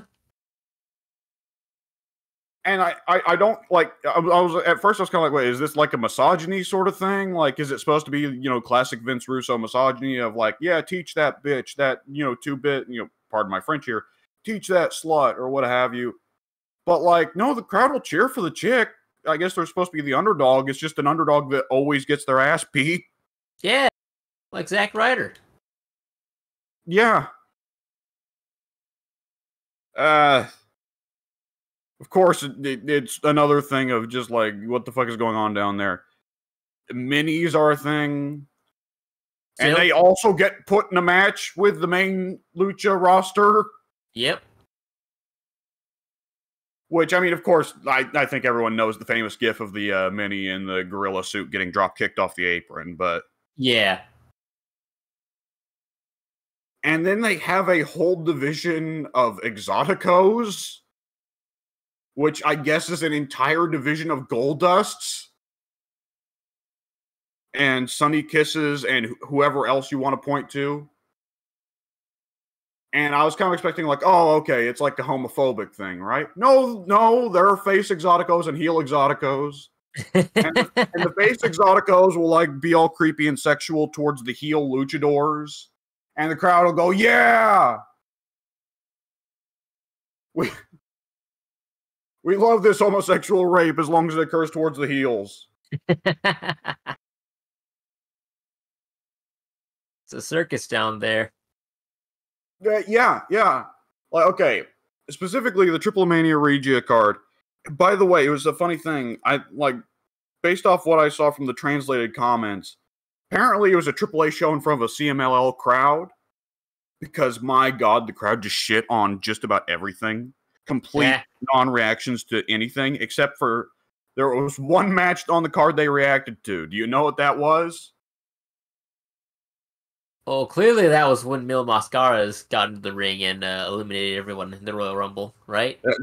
Including himself. Yes. The Mil Mascaras Classic. No. Dragon Lee versus Kenny Omega. Yeah. And credit where credit is due. Kenny did better than I was expecting. It was the best match on the card. Not that was a particularly difficult arrangement to...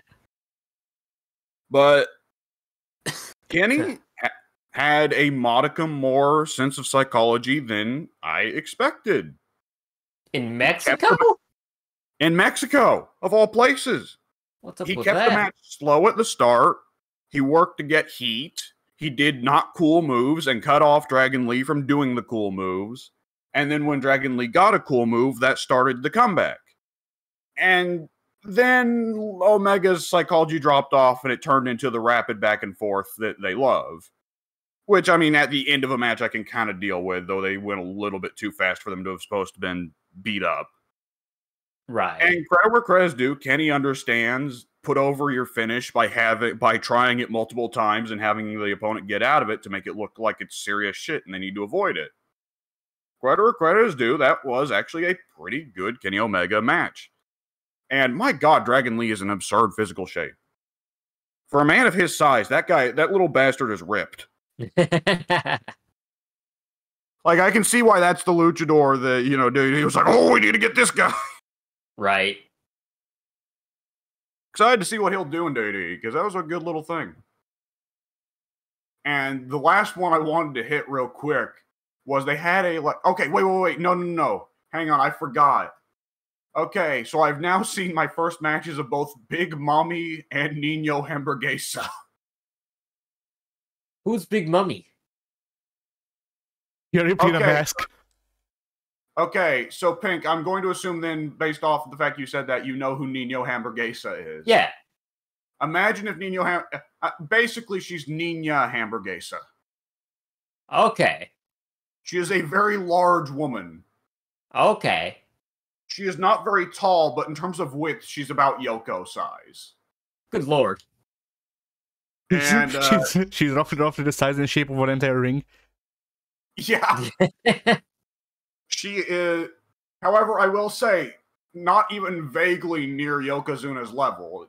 Of course, Yokozuna, it needs to be said, Yoko was the size of a house, but he moved like a truck, right? Yeah. Phenomenal super kick for a man of that size. Big Mommy kind of just sucks. However, she has such tremendous girth. And she is just kind of lovable in a dopey way that you end up liking her a lot, you know? Yeah. With that said, she is at that considerable girth, and she does the Bronco Buster. Oh, of course, this is Mexico. Would that not just kill you? Probably. Either which way. Yeah, the last match was like a 10-man steel cage match that was whoever is the last one left in the cage has to lose their mask or their hair. Which I thought was a bit weird because, like, oh, well, hang on. The Luchas de Apuestas thing, that's big down there, right? That's huge, right? Yeah. Because, like, isn't that like Atlantis' whole thing? Is that Atlantis collected a shitload of legendary masks over his career, correct? Yeah. And I'm thinking, well, okay, one of these guys is going to lose their mask. Or, well, there's a couple guys here who are going to lose their hair, but only one of them has long hair, so it's not going to be too exciting. And it's not really going to look too cool on any of these guys' Luchas de Apuestas record because it wasn't a one-on-one. Right. So I thought that was a bit weird, but it was a collection of, okay, we got El Tejano Jr., we got Psycho Clown, we got Monster Clown, which, can I say, I'm confused by the clown thing. Can you explain to me, why is it that the big clown is called Murder Clown, but then the small, shitty clown that sucks is called Monster Clown? Shouldn't the big one be called Monster Clown? You'd think, but monsters are better known for hiding underneath your bed, so they figured he wouldn't fit there, so they had to title the smaller one as Monster Clown. By the way, the clown thing, boy, those fucking clown guys are monster over down in Mexico, aren't they? Yeah. And, like, it's crazy because the stuff I've seen of Psycho Clown seemed pretty good. Murder Clown, I mean, he's not a bad big guy, but he's not a good one either. He kind of reminds me of a slightly better Top Dollar. That's not hard to do. And then Monster Clown is just fucking garbage. Nonetheless, like, we got fucking Blue Demon Jr. in there, and I was like, I thought that guy was dead. Uh-huh. And we got Dr. Wagner Jr. in there, who I also thought was dead. Okay, that one confuses me too, because I thought Wagner Jr. was dead as well. And, there's a bunch of other dudes, I don't know. But either which way, one thing that cracked me up was, okay, we know immediately we need to get rid of the two old fucks. Because Blue Demon Jr. and Wagner Jr. just focus on each other for about 2 minutes, and then they both just get out of the cage immediately. Probably helps. They would probably be the lamest ones to lose their hair anyways. They both already lost... No, wait, Blue Demon Jr. hasn't lost his mask. But if Dr. Wagner Jr. lost his hair, it'd be like, what, an inch of hair? Yeah. The guy's already balding.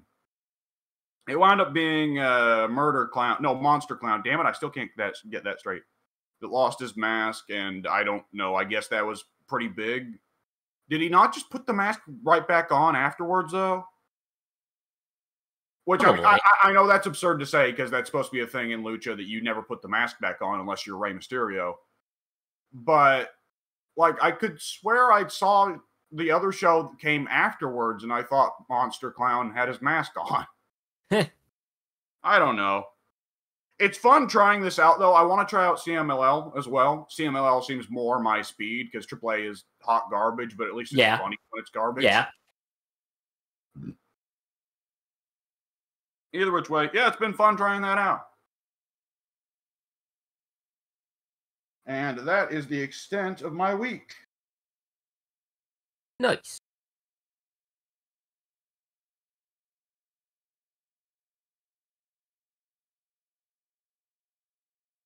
All right, then. Okay.